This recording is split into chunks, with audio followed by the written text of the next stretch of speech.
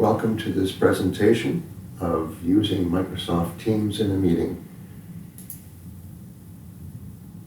When a meeting is called, you'll receive an email, and in several cases you have options here to attend the meeting, and you can click on yes, and that will send a message to the presenter that you're attending the meeting. At the bottom, when the meeting date is starting, go back to this email and you can click here to join the meeting. And this will open up in your app, in your computer, and the option that you want to have, we're going to be discussing using it on the web. So just click cancel. If you already have Microsoft Teams installed on your computer, then you can click on Microsoft Teams. Once you click cancel, you'll have the option to continue on this browser. So there's no need to download Teams to join the meeting. You can also, if you do have Teams already installed, join the Teams app. Once you've clicked on that, the Teams Live wants you to use your camera and use your microphone. So please click on the Allow button to set this up on your computer.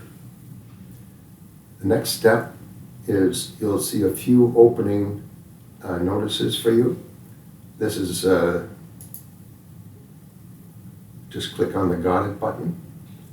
And if you don't want to have Teams notifications, please click on the Dismiss. Here is the Settings button. It's the gear icon, and you click on that and you'll see that you have a few options here in the General Settings. You have, clicking on General, you have a default theme, which is black and white. You have a dark theme, which I'm using right now, and you also have a high contrast that you can select. For accessibility, you can show captions by clicking on the button on the right-hand side. You can also choose your video and audio options, but we're going to join the meeting now by clicking on the button. You'll have this notice come up that says, "We've let the organizer know that you're waiting."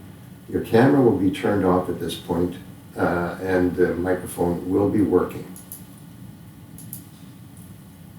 Once the organizer lets you in, there's the organizer right in the middle of the picture, and your picture is down at the bottom.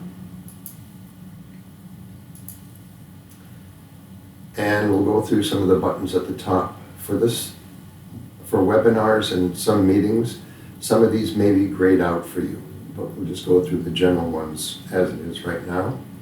First of all, you've got the chat button, and that will open up to show the chat. The participants button will be there to show who's in the meeting. Raise your hand button will show that you've raised your hand, and also there's a hand that shows up over top of your picture.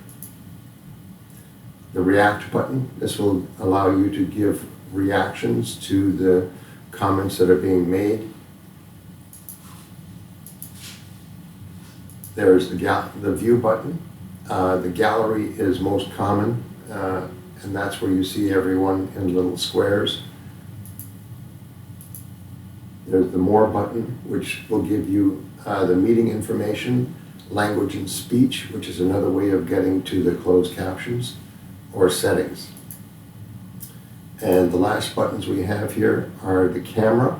So this will allow you to turn your camera on. This will allow you to turn your microphone on. And this button will allow you to share your screen with the rest of the webinar or the meeting. And once again, for most meetings, the microphone will be muted and turned off. You'll notice a little record button on the side. This is the chat button, the people or participants button. You can raise your hand to ask a question. You can send a reaction. This is the More button to get into several of the other aspects of the software. The camera button the microphone button,